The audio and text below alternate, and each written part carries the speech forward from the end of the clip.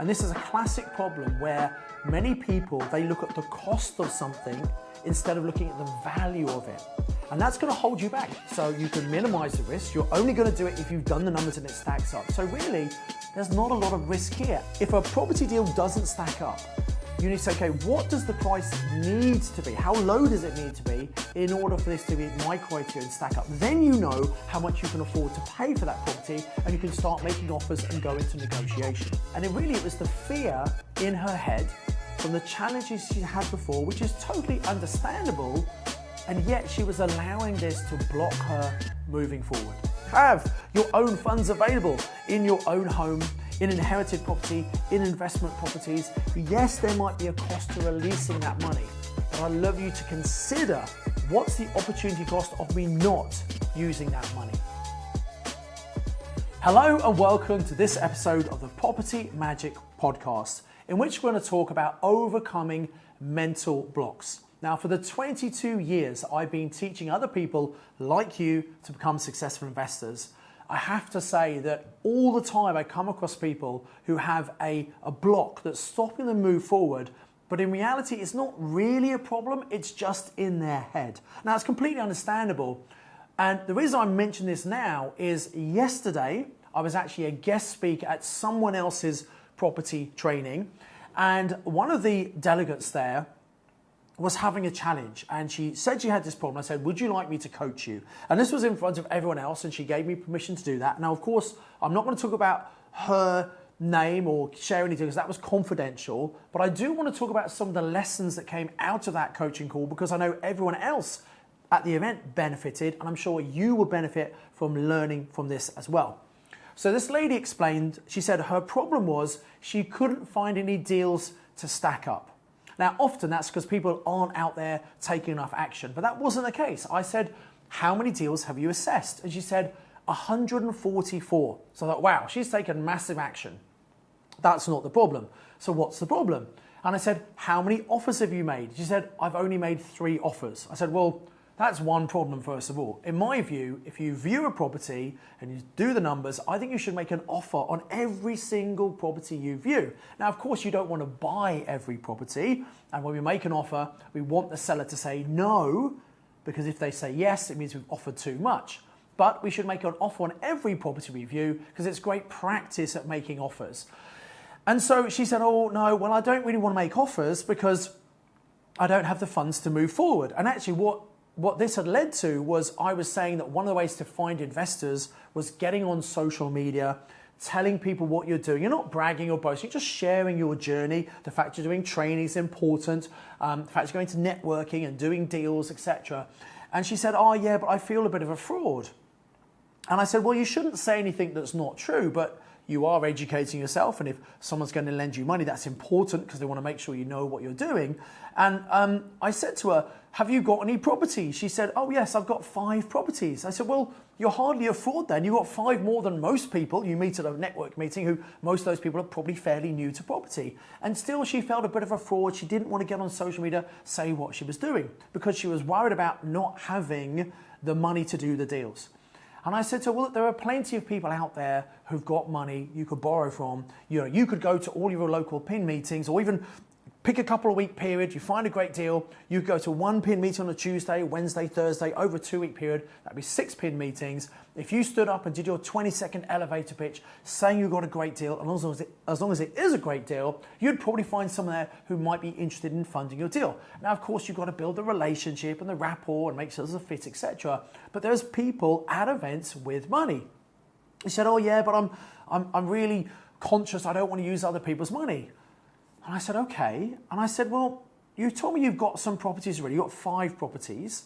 Have you got any equity in those properties? She said, oh, yes, I have, but I can't access it. I said, why not? She said, if I take it out, I've got to pay redemption. And I think she'd had hundreds of thousands of pounds across these 5 properties because she's been in property for a long time. And she said, I'm tied into mortgages and they're really good rates. And if I remortgage, I have to pay higher rates and I might pay redemption penalties. I said, when do your penalties run out? She said 2027. So I said, hang on a minute. You're telling me you've got equity that you could use. And I understand that there are costs of releasing that money, but you're saying you don't want to pay those costs and you don't want to use other people's money, and actually you'd rather wait 2 years until you can access the money. Now, she was looking to do development deals, and she acknowledged that a development deal that she was looking at could make anywhere between £100,000 and £200,000. And in a 2-year period, she could release equity and maybe use that equity twice. Use it on one deal, get it done, recycle it, and do it another deal. She could do 2 deals, just one deal a year that might make £100,000 to £200,000, which is far more than she was earning when she was working, and yet she didn't want to release money because of the costs. Now, by the way, this is very common. This wasn't the only lady, and I know other people benefited from this as well. And this is a classic problem where many people, they look at the cost of something instead of looking at the value of it. And that's going to hold you back because, yeah, no one wants to pay redemption penalties. No one wants to pay more interest on their mortgage. And she was very open to this coaching, and it really changed the way she was thinking. And she thanked me, said, "You really got me thinking about this." And she's now going to go back and understand exactly how much would it cost in terms of penalties, in terms of extra interest. So she knows what the cost of using that money is, as opposed to the value that she could gain if she used her own money and invested it in her own projects. And she said one of the reasons she's nervous, which I completely understand, she had lent money before to other people, and because of COVID, people had problems and their money was lost, and she didn't want to lend money. I said, well, that's fine. I'm not talking about you lending any money. I'm talking about you using equity from your properties in your new projects. So you're in complete control of those, and obviously you're educating yourself to learn how to do this properly so you can minimize the risk. You're only going to do it if you've done the numbers and it stacks up. So really, there's not a lot of risk here. And it was the fear in her head from the challenges she had before, which is totally understandable, and yet she was allowing this to block her moving forward. She's taking lots of action, finding some great potential deals, and yes, they maybe don't stack at the price she was looking at, but when you look at deals on things like Property Filter, those sellers are motivated. That's why they're on Property Filter, and you're going to pay less than the asking price. So what you need to do, if a property deal doesn't stack up, you need to say, okay, what does the price need to be? How low does it need to be in order for this to meet my criteria and stack up? Then you know how much you can afford to pay for that property, and you can start making offers and go into negotiation. Now, if you know there's no way that owner will accept that price, okay, maybe you move on to the next one, but remember to follow up with that seller, because at the moment, we are in this buyer's market. That means there are more sellers than there are buyers. It's not easy to sell property. And if they don't sell their property in 3, 6, 9, 12 months' time, they might be more motivated and might be prepared to take a lower price. But that's why you need to follow up to make sure you are keeping in touch with these sellers, even if they've said no right now. And in fact, when we first make an offer, we want that offer to be rejected. If you make an offer for a property and someone accepts it, guess what? It means you have paid too much. So we want them to say no at first, and then we can negotiate, and if they're still not interested, then we can follow up over time. But this lady, understandably, because she didn't feel she had the money, she didn't want to use other people's, she didn't want to release her own equity, she felt she couldn't do the deals. But I'm pretty sure in that 144 deals she's analysed, some of them, because over a period of time, might have gone by now, but many of them won't have sold. Those owners will be more motivated than they were when she first looked at it. I said the biggest action for you, well, 2 actions. One is you should go through all those deals again, revisit the numbers, work out what would be a good price for you, contact the agents to find out are those properties still available or not. And if they are still available, say, what's the flexibility on the price, and see if you can get a deal. And out of all those deals, I'm pretty sure she will get at least 1 or 2 deals. I mean, out of 144, there's bound to be at least 5% of those who are truly motivated, and actually they're going to be a great deal. And by the way, she only needs to do 1 deal. 1 deal this year, 1 deal next year. She's going to find it if she takes the action. The other thing she needs to do is go back to her broker, understand what's the cost of breaking some of those mortgages, paying the redemption penalty, the increased cost, and she needs to get comfortable with, yes, there's a bit of a cost to do that, but weigh that up against the opportunity cost of not actually doing those deals. Because I think she is wasting a huge amount of potential profit just because her mindset is holding her back. So I want you to think about this. How does this relate to you? Are you looking at lots of deals but failing to make offers because you're scared that They might say yes, and you're going to have to move forward and maybe find the funds.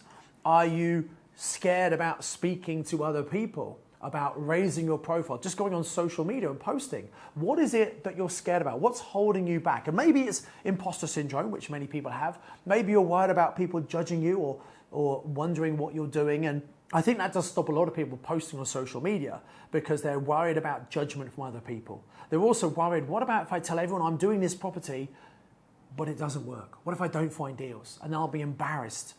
Well, a saying that I learned many years ago from Tony Robbins, one of the first people who got me into personal development, was that what other people think of you is none of your business. What other people think of you is none of your business. Now, that's easier to say than do, because we all want to be liked, we want other people to respect us, etc. And we do sometimes think about what other people are thinking about us. But I can tell you, people are only very momentarily thinking about you, because otherwise they're straight back to thinking about themselves and what other people are thinking about them, okay? So get out there, tell people what you're doing, get on a social, and you're not bragging, you're not making stuff, you're just sharing your journey. Get to networking meetings, tell people what you're doing, and simultaneously be looking for deals and also be looking for money. And if you have your own funds available in your own home, in inherited property, in investment properties, yes, there might be a cost to releasing that money, but I'd love you to consider what's the opportunity cost of me not using that money. And she also said, I sometimes feel that agents don't take me seriously. I show them I've got equity in my property, but they don't take me seriously because they know it's going to take a while to release that money. And it will take a while to release that money. That's why if you have equity that you have decided you want to use, I'm not giving you a recommendation here, but if you've decided you want to use it, I would suggest you speak to a broker and get that process going as quick as possible, because it will take longer than you expect to release that equity. And you don't want to find the deal of the decade and then be struggling to get the money in time to do that deal. Have the money there ready to go, so when you find a great deal, you can move quickly. And if you've got that money in your bank, you can show that proof of funds to an estate agent. They will take you far more seriously. So these are some of the common mental blocks that stop people moving forward. I hope this example has opened your mind a little bit and helped you identify where maybe you're holding yourself back, and hopefully you can have the courage to overcome those blocks and get out there and make the most of the incredible buying opportunity we have in the property market right now.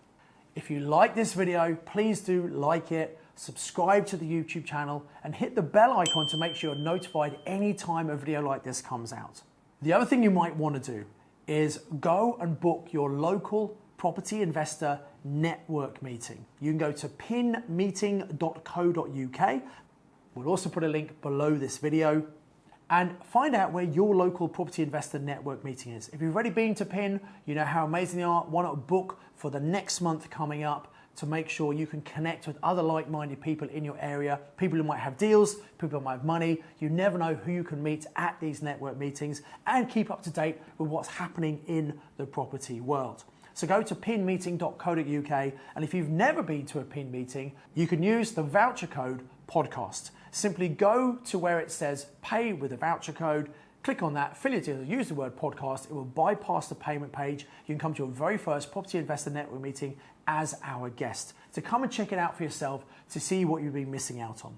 So until next time, I encourage you to invest with knowledge, invest with skill.